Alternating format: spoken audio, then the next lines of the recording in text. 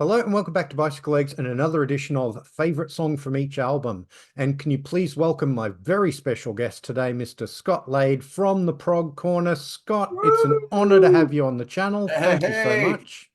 thank you for having me on. This is a pleasure. I love what you do and everything that you bring to the community at large. I know we're on opposite ends of the earth, so getting together time zone wise wasn't easy, but miracles happen. Here we are. Yeah. And today we're going to be picking our favorite song from each Gentle Giant album. Now, Gentle Giant, wonderful progressive rock band. It always amazed me, Scott, that this band managed to do 11 albums, all on major labels, and never have like an album break through into the sort of top 40 or anything like that. The That band wouldn't are happen real, these yeah. days, would it?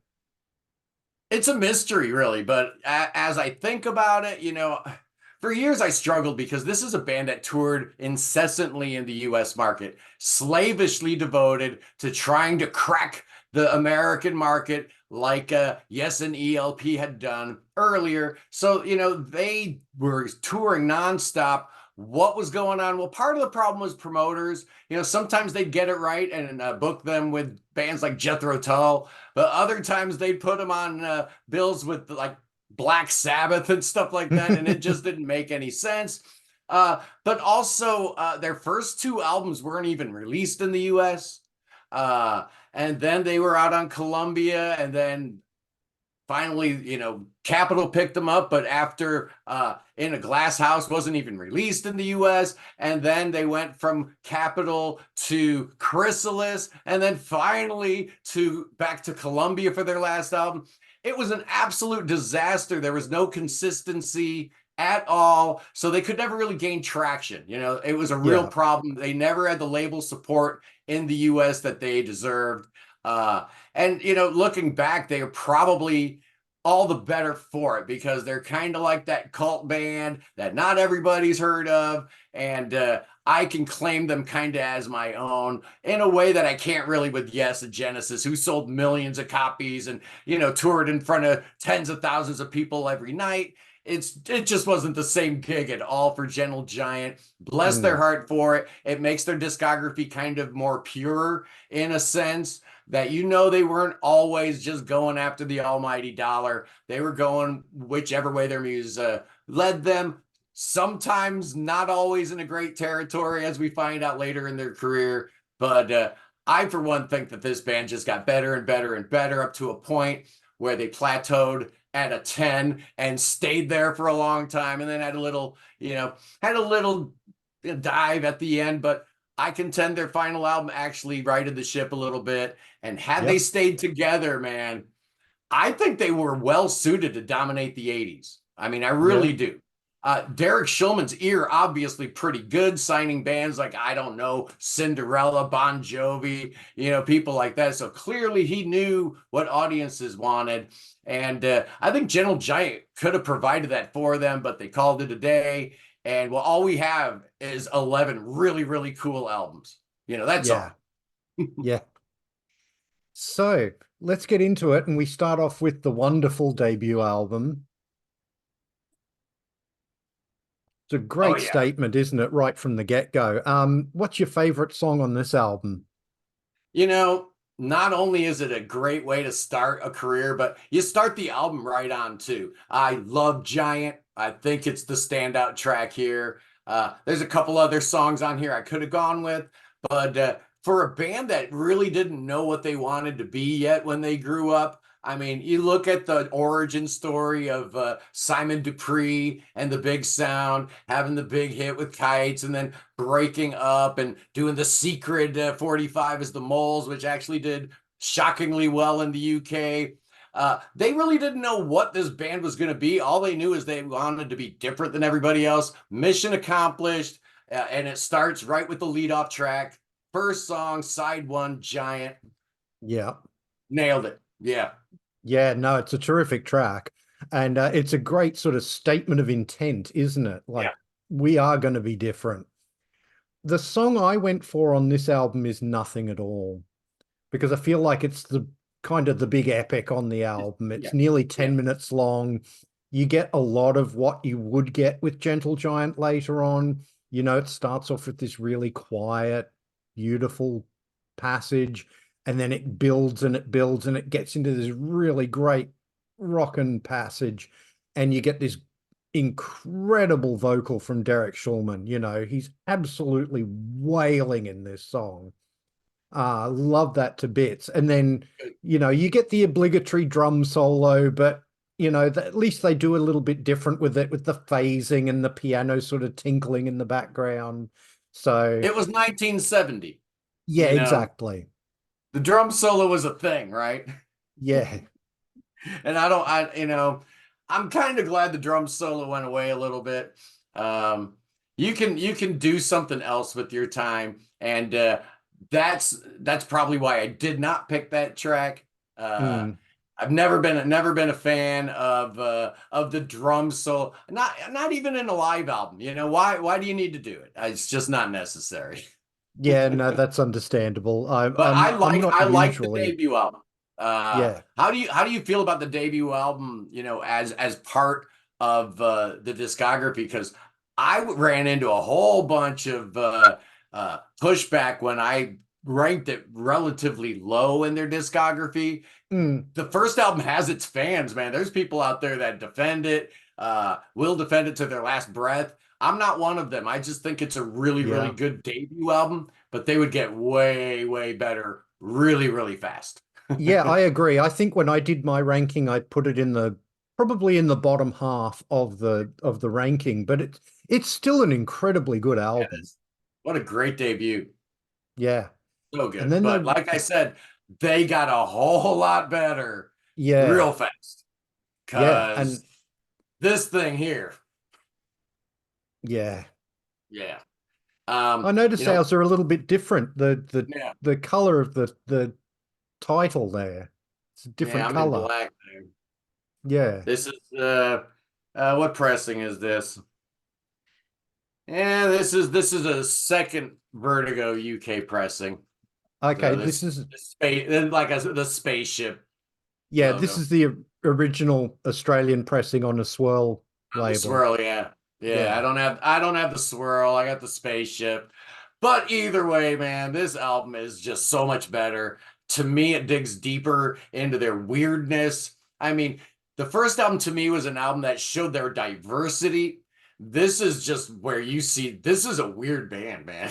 Mm. There's just nothing that's sacred. There's no territory musically. They're unafraid to try to get into. Every song on here kind of sounds like it's coming from a different planet. Uh, Maybe not even from the same galaxy. It's just awesome how they do it, and yet it remains a cohesive piece of art. I love this thing. I did not like it as I went back. This album was the one that really took me a while to get used to. Because of that, it's just a weird, weird album. But I think their very first absolute stone cold perfect masterpiece track is found on this. And I hate to sound like a broken record, dude, but once again, it's the lead off track and it's Pantagruel's Nativity. Everything I want from a Gentle Giant song is right there. They would do better albums, but they really never did a better track. I just think it's absolutely perfect, spot on. And that's the song to me that kind of points the way to kind of that medieval Renaissance-y sound that they would develop, later on in albums like Octopus, obviously. Yeah. But yeah, Pantagruel's Nativity, my favorite track off of Acquiring the Taste. Yeah, I know. I agree. It's a wonderful, wonderful song. And also, I would suggest that with this album, this is the first album I think where Kerry Mania is really sort of putting his stamp on the band. I Yeah, think he's a little bit in the background on the debut, but yeah. on this one, he's really coming forward. And I think this track is a perfect example of that, where And he's that makes really, sense given Carrie's personality.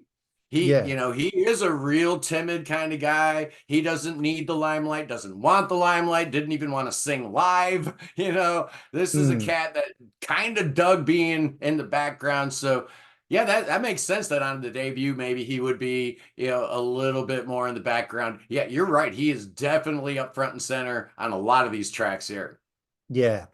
So yeah, Pantagruel's Nativity would be my choice too, but I Right. will talk Yeah. about another song on this album, which I think is also an absolutely stellar song, and that is The House, the Street, the Room.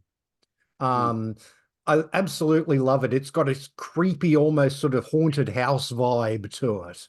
um, with the vibraphones and the what have you. And you've again got a wonderful vocal here. You've got the contrast of Derek really up front and center and bellowing those vocals. And then you get into the sort of midsection where you've got Kerry doing these almost ghostly vocals, you know. I absolutely love that contrast. And you get that so much more as we go through the Gentle Giant discography of that sort of, sweet and salty, different, bluster and finesse. I love it. So yeah, And I think maybe vocally, maybe you just hit on something. Maybe that was a problem for the US market. They just couldn't quite figure them out vocally. And honestly, the first time I heard Gentle Giant, Derek didn't sound like John Anderson. Carrie didn't mm, sound like Peter Gabriel. So, it was maybe a little more difficult to get into for some people. The fact is, the first two albums were not released in the US. yeah, Retroactively, Columbia put them out, I guess, later on in like 72, I think.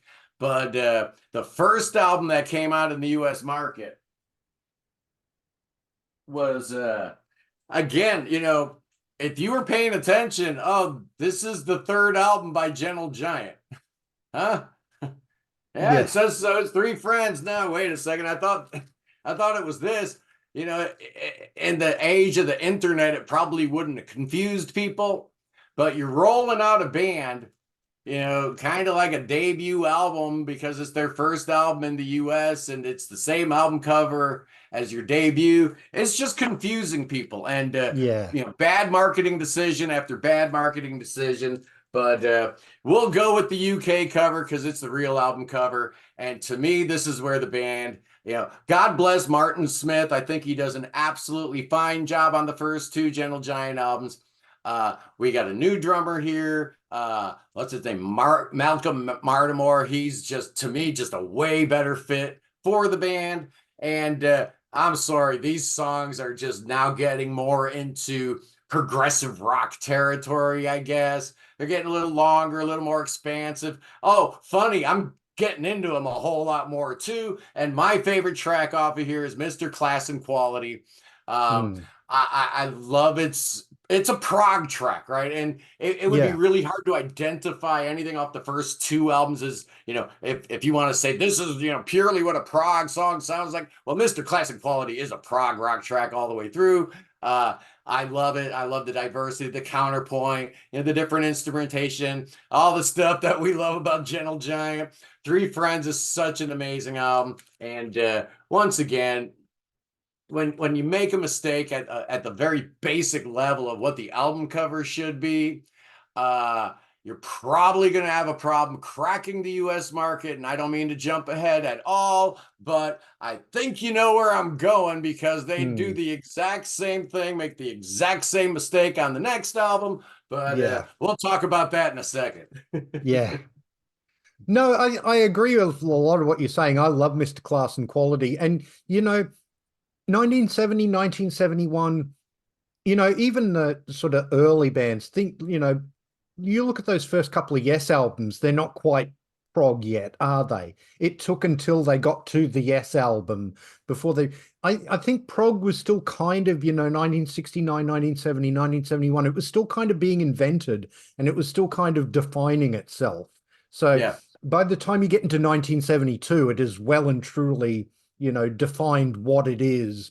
You've got albums like, Close to the Edge and that sort of thing. So, and I think that maybe is it's the same thing with Gentle Giant, is that they've sort of really developed into themselves by this third album, which, Yeah. I love this album cover. I've heard a lot of people don't like this album cover, but I think it's great. And then, yeah, you say they went and did this with the Yeah, US one. It's like, what's up with that? yeah, no But bueno.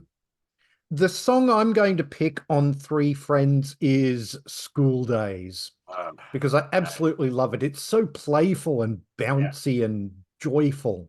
Um, and you've got two singers on this song. You've got Phil Schulman and then you've got yeah. Kerry.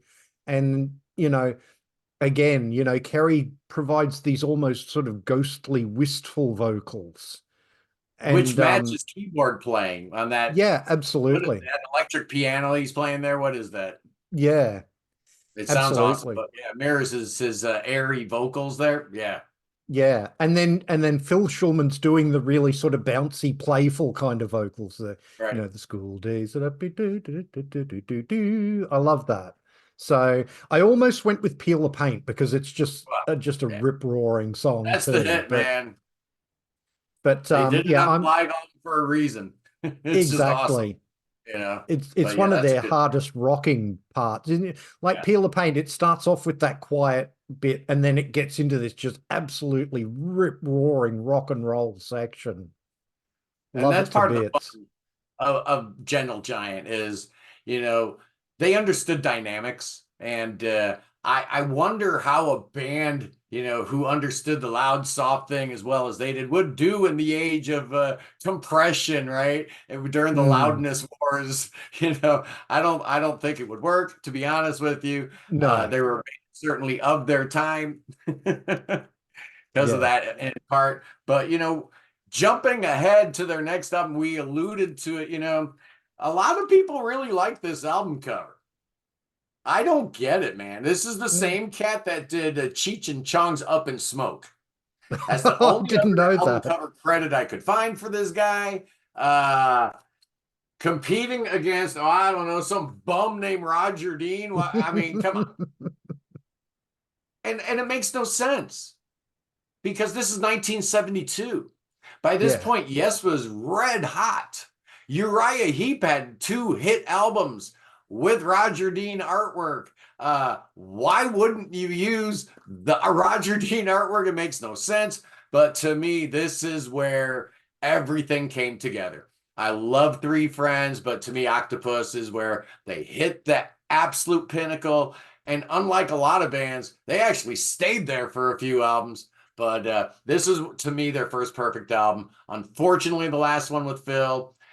So to me, this is the hardest album to pick a favorite off of because I love them all, but I'm going with strangely enough, I'm going to go with the beautiful Carrie ballad. We're talking about it's just Think of Me with Kindness, man. Mm, It's just one of those heart-wrenching, achingly beautiful melodies that just pulls at you and brings a little man tear coming down the old eyeball every time. Every time I hear it, it's just so beautiful, so perfect, and it showed the actual reach and depth of this band. They could do just about anything, and yeah.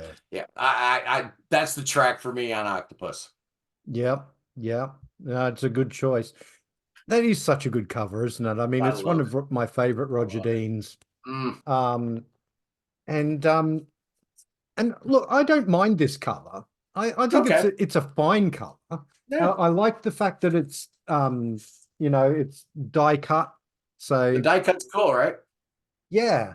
But the song I'm going to go for on Octopus now, Octopus is an important album for me because it's the very first Gentle Giant album that I got. Mm. I got into Gentle Giant because of Spock's beard, funnily enough. Oh, that's But awesome. I got into Spock's beard because of Gentle Giant.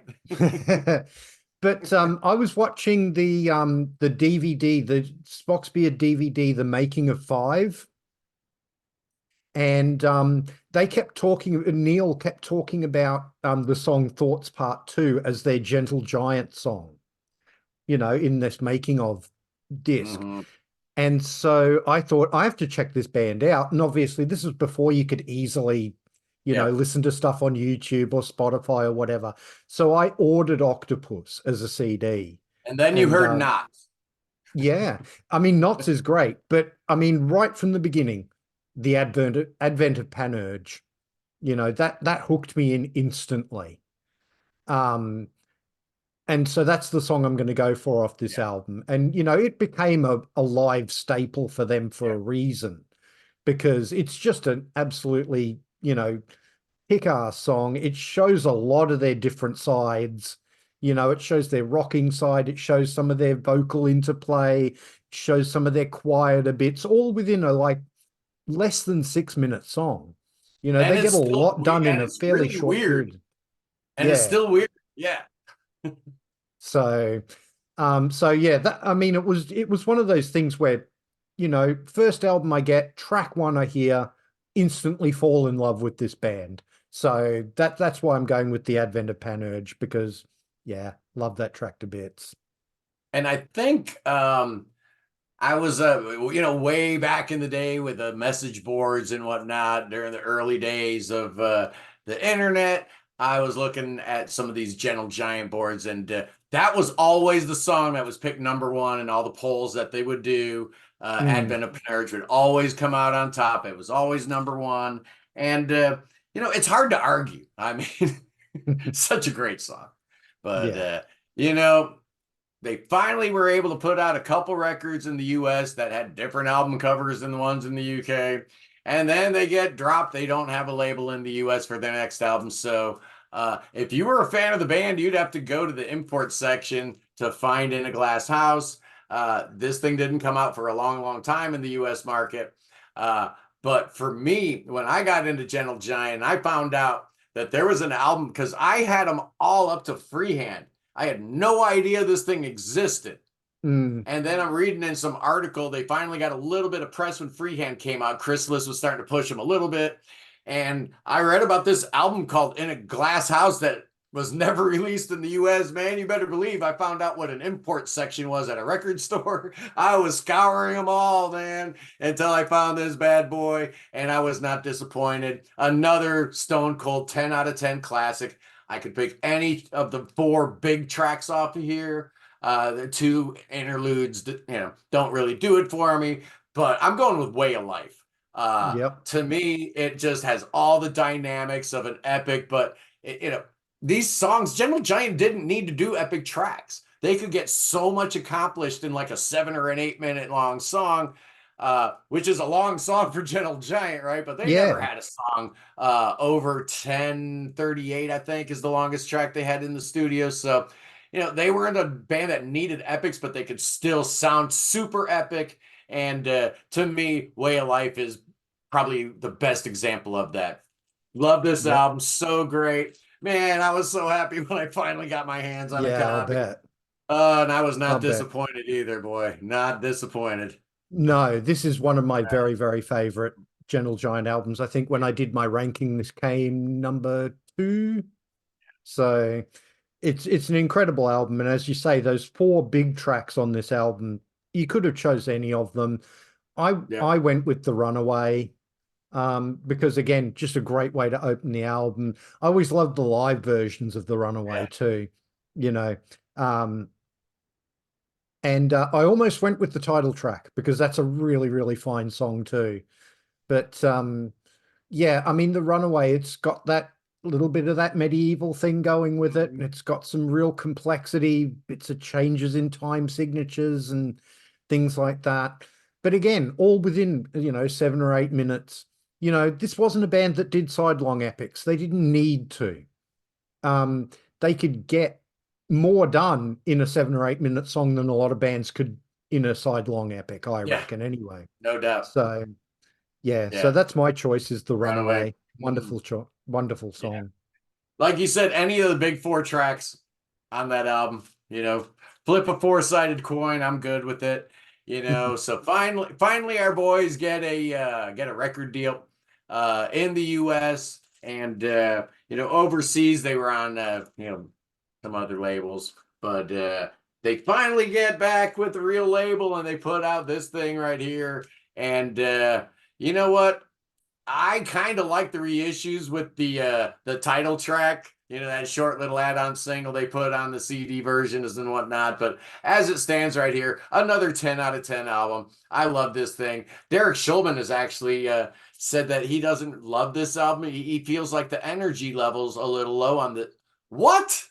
He's not listening to the same album I'm listening to, man. No. This Gentle Giant on fire, man.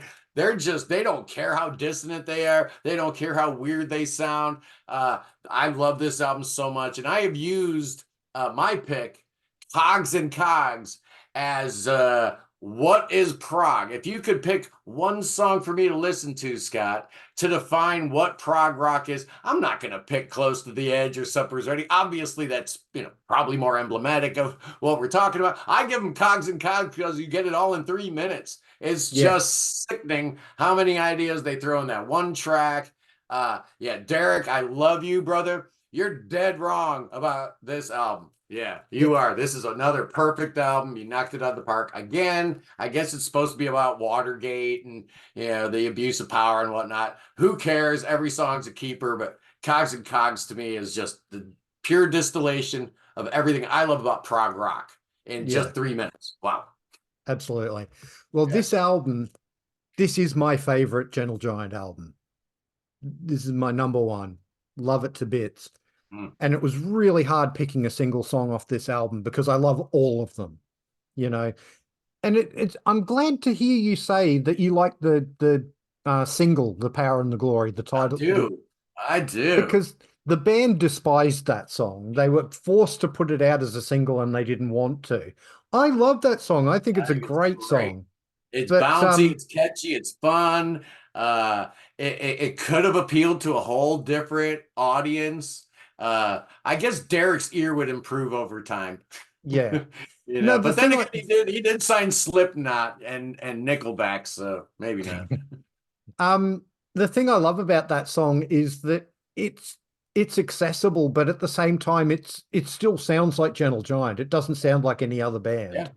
it fits But too. the song I'm going to go for on this album is Playing the Game. Um, just a wonderful song. Again, like that single, I feel like Playing the Game is a song that's simultaneously very Gentle Gianty, very complex, but still has an accessibility to it. It has a catchiness to it. Yeah, Um, and so it really kind of straddled. So I reckon that would have been a good single, Playing the Game, if yeah. they'd done a slight edit to it and that sort of thing.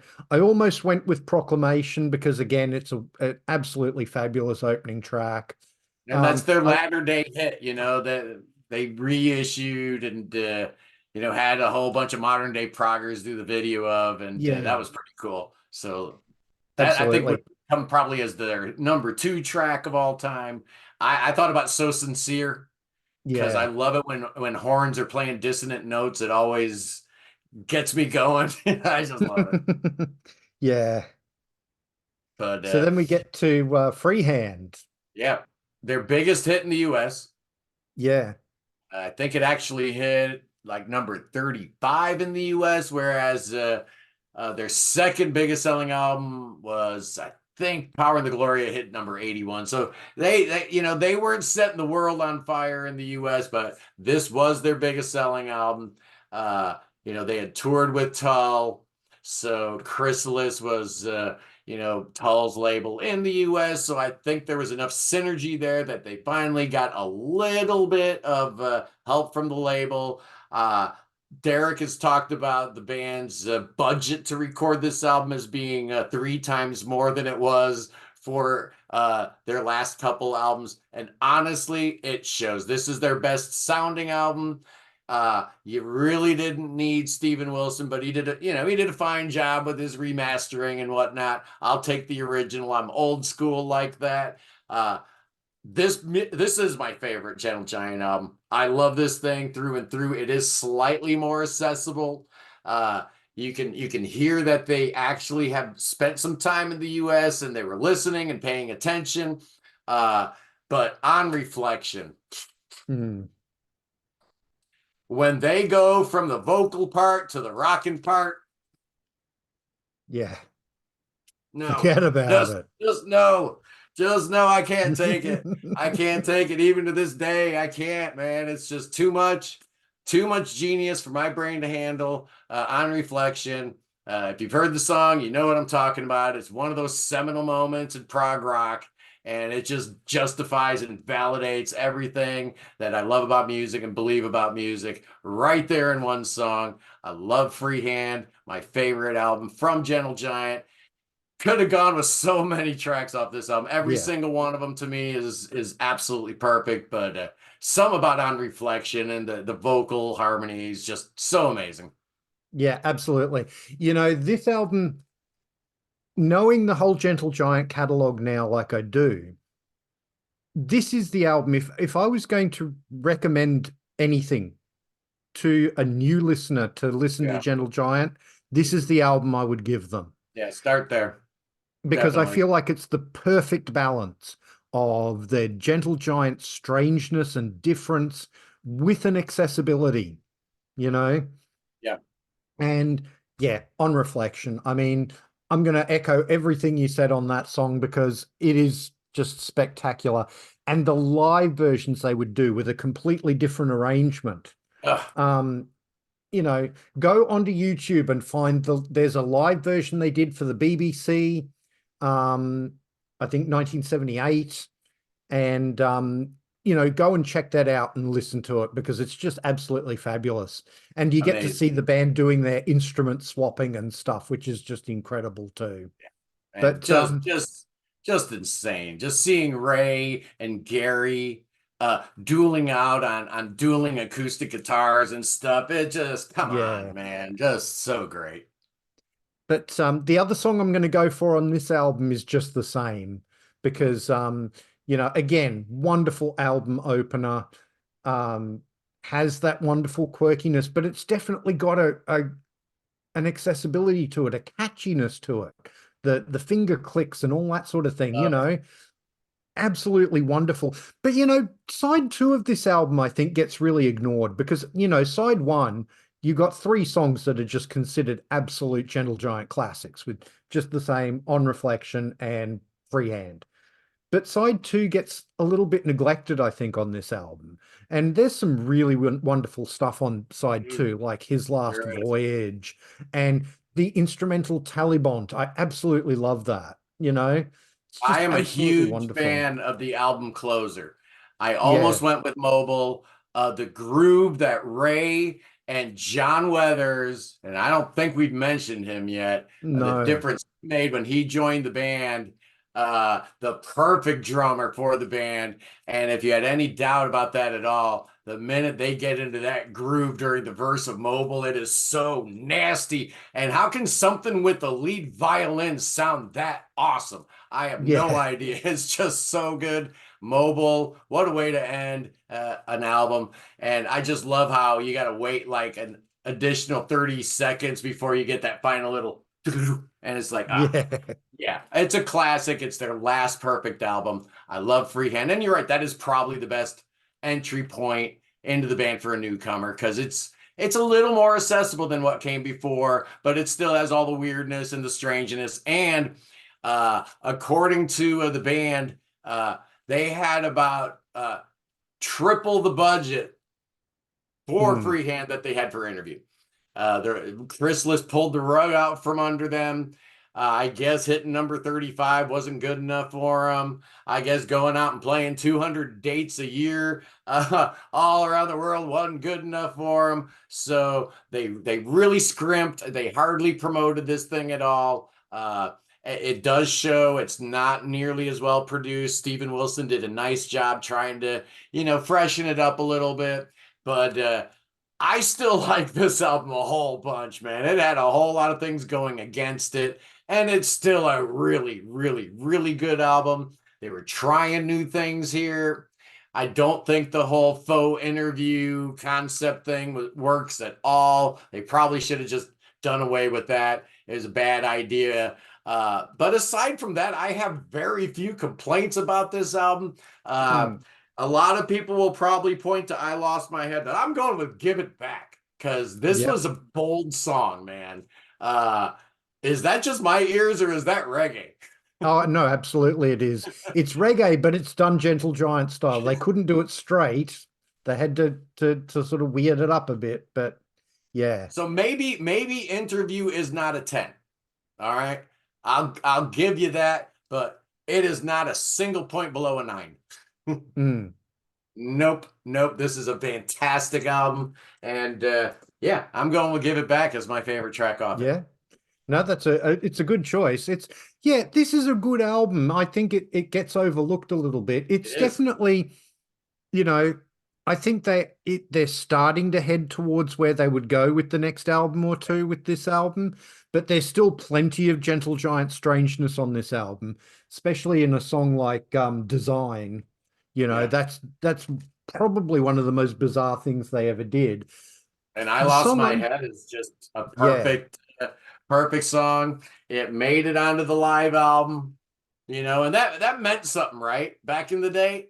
yeah, Remember, if it was on the live album, right, it had to be like one of those killer tracks, and you just couldn't wait because if you hadn't heard the studio version, you just couldn't wait to hear the studio version because if it's on the live album, it must be great. So, yeah. uh, yeah, you talked about the different version on Reflection, on Playing the Fool. How Mm, genius is that? I'm going to go absolutely. one step further. I am going to declare this the greatest live album of all time. Well, there you go. Yeah. I'm not But biased so, either. Gentle Giant is not my favorite band of all time. So it's not but like I'm all fanboying out here, right? But my, I do believe that that's the best live album ever. my favorite song on this album is actually Another Show. That's it. There's Oh, something a little bit different for you. oh, oh. I didn't see Yeah. that coming. No, Didn't see that coming. I don't know. There's something about the tumbling. There's a real tumbling feeling to the back. Yeah. Yeah, it's cool. It's cool Yeah. rhythmically. Absolutely, and the vocal melody is just really great, and it's a rockin' song too, but it's got like these little weird quirky bits in the middle. It sort of stops and starts, and I love it. So yeah, Another Show's my actual favorite from that album. Yeah. So there. Okay. I don't know why I thought you called designs on that one, Yeah, no, but I wanted to talk about that one design okay. because I think it's the most bizarre thing they ever did. Yeah, it's really Even good. more than So Sincere. But no, Another Show is actually my favorite song on the album. So yeah, there you go. So they weren't getting the kind of label support they wanted to get, and they at some point leave Chrysalis, go to Capitol, I guess, in the U.S. And the times, it's a different kind of time, man. When their next album comes out, The Missing Piece, um, the that progressive rock ship had more or less sailed, and the band was really looking for something new to do. This album has a split personality.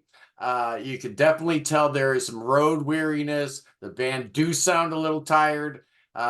Side one is mostly like shorter tracks. I'm Turning Around, I guess, is the reason why they named this album The Missing Piece. That was the last song they recorded, and they figured that's it. Voila, we found the missing piece. Well, if you think that song Mm, is the missing piece to anything worthwhile, clearly this was not going to be a great album. It's not a great album. It's a good album. Uh, there's a couple of tracks on here that absolutely save it. Y'all know the main one if you're a Gentle Giants fan, but I'm going with For Nobody. yep. That's the track for me, man. It's got Old Gentle Giant written all over it in big bold letters, and it's as good as anything off of Octopus. It's as good as anything off of Power and the Glory. It's like, oh, the old days, they still remember Prog. Okay, fantastic. For one song, they sound like Gentle Giant. Well, actually, all of side two is pretty proggy, but For Nobody is the proggiest of them all. I love it, and that's my favorite Yeah. song off of The Missing Piece. Yeah, absolutely. The thing about For Nobody is like on side one, they did that song, Bet You Thought We Couldn't Do It, where they're trying Yeah, to be punk, right. right?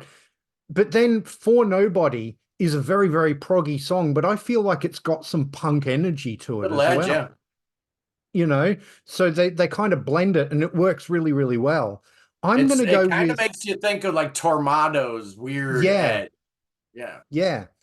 I'm going to go with As Old as You're Young. I think that's an absolutely wonderful song. Wow. Um, yeah, again, it's got that progginess to it. It's a great melody. It's a wonderful mix again of vocal from Kerry and Derek.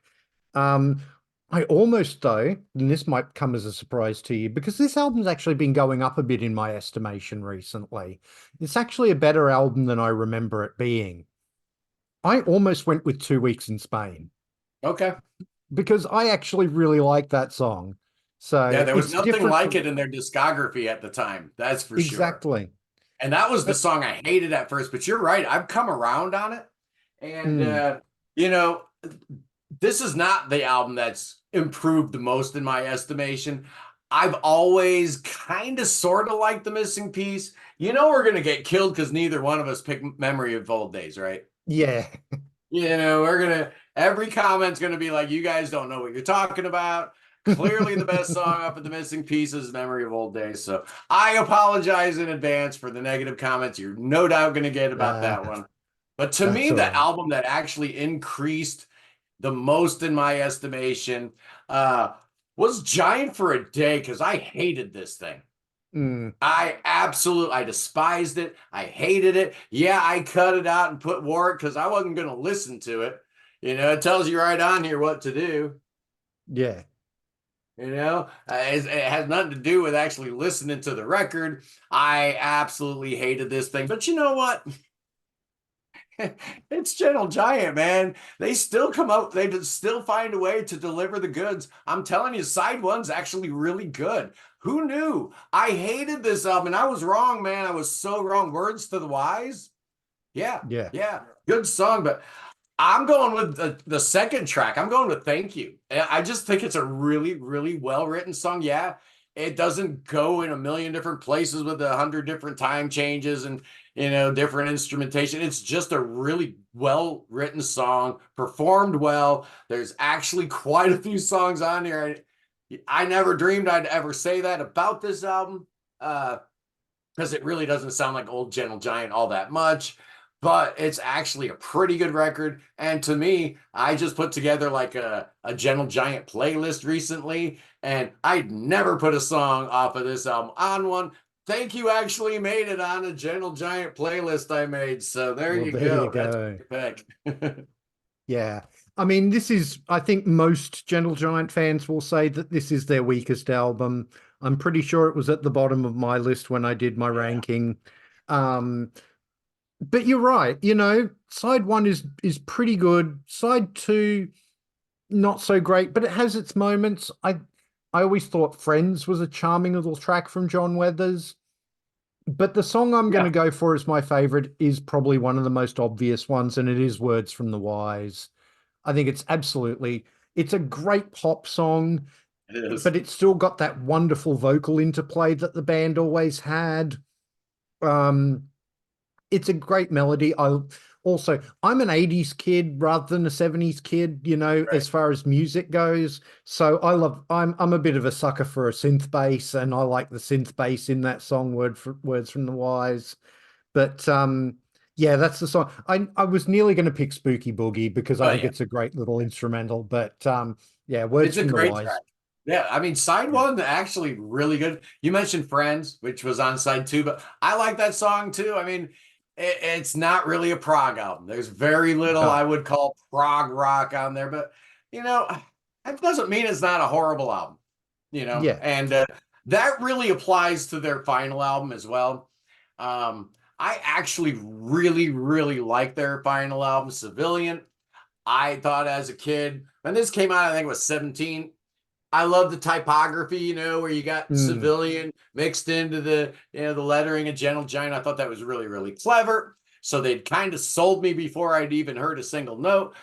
They got the band back together. They're back on Columbia in the US. So they had some relationships there already. They actually were playing the game, and Convenience, Clean and Easy got a bunch of airplay in the US when this album came out. I love that track. I think it is a dynamite song. It sounds like the 80s. Well, guess what? This is 1980s, so they were kind of like right there. We mentioned it earlier. This is a band that could have dominated the 80s had they stayed together. This whole album points to like a new and exciting different direction for the band, filled with electronics and keyboard sounds that they really never went into. But they were well positioned to do all that. And it really would have been exciting to see where the band could have gone. But Yeah. as it stands, you got 11 albums, and they ended with a very, very good one. I love this album. I think it's really great. I love every track on it. And convenience, clean and easy is my pick. So good. Yeah. You know, this album, I think Gentle Giant, right to the end, were ahead of their time.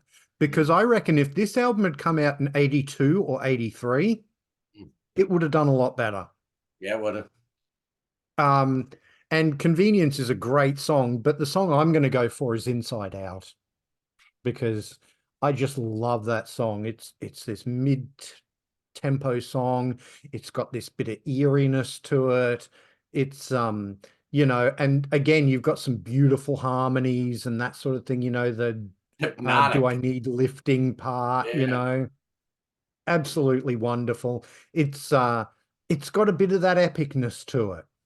Even though it's got that 80s sound, it's still got a bit of that epicness to it. So that's why I'm going with Inside Out.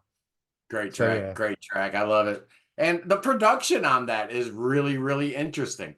Mm, It does sound like it's from 1980, but it doesn't have that sickening gated reverb drum. It doesn't have a lot of the production tropes that kind of turn me off on a lot of 80s stuff. But it still sounds very much of its time. And again, wow, missed opportunity. Who knows what could have happened? But Ray got to work with Bjork, and Derek got to become a record executive and discover people like Bon Jovi and Cinderella and Slipknot and Nickelback and Men Without Hats. So all's well that ends well, I guess, right? yeah. And they did get a Prog magazine lifetime achievement awards. So proof that hard work pays off in the end, right? Even if it's Yeah. 50 years after the fact, man, Well, they that's the get no thing. love. That's the thing. I would argue that this band is more popular now than they've ever been. So it So just goes to show that this music, even though it wasn't appreciated at the time by the sort of mass record buying public, this music had staying power, you know, because it's I more agree. beloved now than it's ever been. I contend that because of the hard work that people like you and I and our other brethren out there, that the greats of the 70s are gonna live forever, man. I'm telling you, 200 years from now, there will be people talking about the music of Gentle Giant. There will be people talking about the music of Yes and Genesis and King Crimson. Write it down, mark it, it's a fact. And Yeah. we are doing the Lord's work here by making sure that this music never, ever, ever dies, that it is recognized for what it is. It should be remembered, just like Beethoven's music was remembered, just like Yeah. Coltrane's music is going to be remembered forever, right? Yeah. Same deal here, folks. And that's why I get so passionate when I talk about bands that I love, because it is eternal, man, and it almost feels like an investiture, something that we absolutely have to do. It's a calling. Like I'm on a missionary out in the mission field. People need to hear the good news, and if we don't spread the good news, I fear that all this stuff will die, and we're not going to let that happen, are we? No, we're not. So there you have it, everyone. Those are our favorite songs from each Gentle Giant album. Scott, thank you so much for doing the show. It's been an absolute pleasure. That was fun. If any of my viewers, I don't believe that this will be the case, but if any of my viewers are not already subscribed to the Prog Corner, please go and do that straight away. Fancy Scott does that. wonderful content every day. Absolutely wonderful stuff. He's just hit 10,000 subs, which is like absolutely deserves to be Crazy. 10 times that amount. Yeah, But we all do. Anyway, I will leave a link in the description to the Prog Corner if you're not already Nice. subscribed so that you can go there and subscribe. Please do like, share, and subscribe here. It really does help the channel out. If you're new to the channel, please go and have a look at some of my other videos. I have everything playlisted, so if you want to look at some of my other favorite songs from each album shows, I have a playlist for those. If you want to see some of my studio albums ranked shows, like my Gentle Giant one, I have a playlist for those. And if you want to see my appearances on other people's channels, I also have a playlist for those. If you want to follow me on social media, I'm at bicyclelegs on Instagram and Twitter and a bunch of other places. And I also have a dedicated Bicyclelegs Facebook page. Links are all in the doobly-doo. Please come and give those all a follow and join in the You're everywhere. conversation. I'd really love to have you there. Thank you very much for watching, and I'll see you in the next one. See you soon.